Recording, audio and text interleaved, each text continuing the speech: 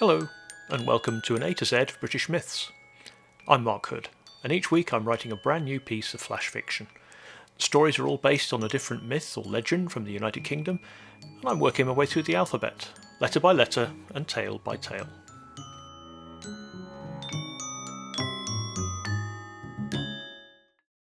This is episode 4. D is for dragon. Britain doesn't have as long a tradition of dragons as some countries. Historians believe that even the red dragon that adorns the Welsh Flag is based on Roman iconography. Heraldic dragons, or Wyverns to be more accurate, only date from the end of the 16th century. Even St. George had never slain a dragon before we brought him back from the crusades. That myth came later as he wove his way into legend. Our most homegrown reptiles are worms, in various spellings, which you can see throughout history depicted as giant snakes, wingless dragons, or enormous lizards. We've already met one in the tale of Ashipattle. My grandparents used to live near a pub called the Lambton Worm, the tale behind which inspired this story. He ought to have gone to church, John knew. As heir to the lordship, they expected him to set an example. But when the sermons are dull and the people duller, who wouldn't prefer fishing for trout? Not that they were biting. All he'd caught was one small newt and a mangled piece of plough that had snapped his line. Trudging home, he spotted the minister sauntering off for his lunch. Quick as a flash, John dropped his rod, the catch pail, and the newt down the town well. Hidden from sight, there was no evidence of the young man's truancy.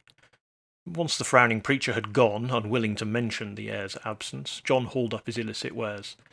He didn't care that the newt had elected to remain behind in the fresh water. And there it stayed, bothering no one for many years.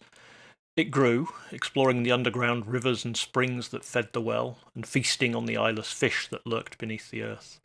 Until one day it grew too large to be sated, and having devoured all the fish, broke free of the well and rampaged through the village. Pikes, spears, and even swords were no use against it, every cut healing and stitching the creature back together in moments. John was Lord Lambton now, his father succumbing to the ague the winter before. When the villagers arrived at his door, begging for help and protection, he saw what he had to do. The blacksmith was called and worked day and night for a week to John's design. The following Sabbath, everything was ready. John stood in the village square, clad in armour wrought with spikes and blades. He called the beast.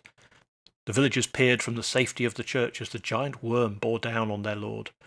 John bolted for the river. On the bank he paused, just for a moment, remembering a day of idle fishing. Then he charged into the waters, waist deep, turned back and raised his hands in surrender. The creature coiled around him, wrapping him from head to toe, and squeezed. Metal spikes pierced its skin, sharp blades chopped it apart, and the river whisked the pieces away before they could reform. The villagers helped their saviour from the bloody waters, stripped the dented armour from him and carried him back in triumph. From that day forth, you could always find him sitting in the front pew of the church on Sundays.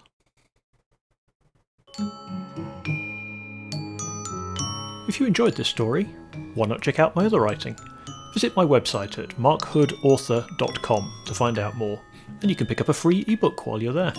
This project is inspired by the Alphabet Superset Challenge set by Struthless. The music is Alice in Dark Wonderland by Alexei Chistilin. All the information and a transcript of this episode can be found on my website, link in the show notes. Thanks for listening, and I hope to see you again soon.